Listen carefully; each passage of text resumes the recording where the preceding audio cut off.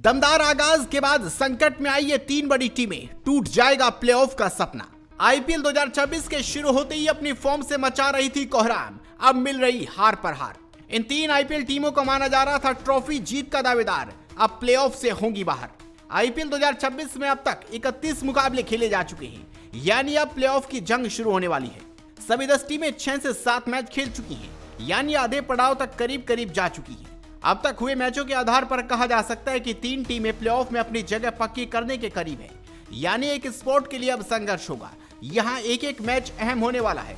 जो टीम बेपटरी हुई उसका खेल आने वाले कुछ ही दिनों में खत्म हो जाएगा। आईपीएल 2026 अब रोमांचक हो रहा है। पहला हाफ खत्म होने की कगार पर है। शुरुआती मैचों में जो टीमें अजय नजर आ रही थी, अब उनकी साख दांव पर लगी है। दूसरे हाफ में एंट्री से पहले ही पॉइंट्स टेबल में टॉप 6 में शामिल राजस्थान रॉयल्स, दिल्ली कैपिटल्स और गुजरात टाइटंस संकट में दिख रही हैं।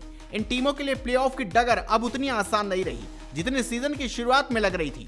फॉर्म में गिरावट और निरंतरता की कमी ने इन तीन टीमों को करो या मरो की स्थिति में लाकर खड़ा कर दिया है। प्लेऑफ के समीकरण और सिनेरियो को समझने के लिए समझना जरूरी है कि कोई टीम कितने अंक हासिल कर ले तो उसकी जगह टॉप 4 में पक्की हो जाती है।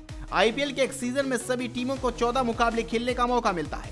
इसमें से जो भी टीम 16 अंक हासिल कर लेती है उसकी जगह करीब करीब तय हो जाती है। वैसे तो टीमें 14 अंक लेकर भी प्लेऑफ तक पहुंचती हैं, लेकिन वहां नेट रन रेट काफी अहम भूमिका अदा करता है।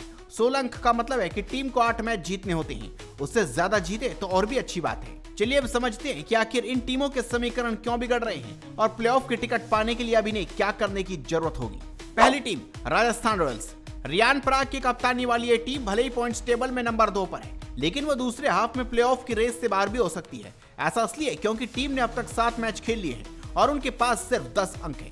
7 में से 5 मैचों में जीत मिली, जबकि 2 में हार। राजस्थान ने इस सीजन पहले 4 मैच लगातार जीते, लेकिन उसके बाद उसे बैक टू बैक 2 हार मिली।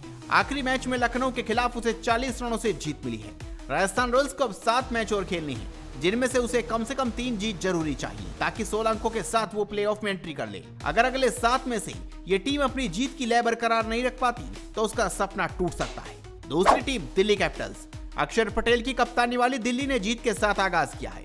उसने लखनऊ और मुंबई के खिलाफ अपने 2 मैच जीते थे। इसके बाद लगातार 2 मैचों में गुजरात और चेन्नई के खिलाफ उसे हार झेलनी पड़ी।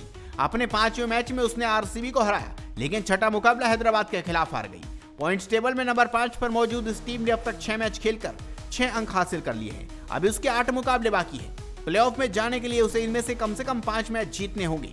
अगर ऐसा नहीं हुआ तो दिल्ली के लिए प्लेऑफ की राह मुश्किल हो जाएगी, बल्कि उसका ट्रॉफी जीतने का सपना भी टूट सकता है। और तीसरी team Gujarat Titans. Points table में नंबर 6 पर काबिज गुजरात ने 19वें सीजन के पहले दोनों मैच हारे थे, लेकिन इसके बाद उसने दिल्ली को मात देकर जीत का सिलसिला शुरू किया, जो लगातार 3 मैचों तक जारी रहा।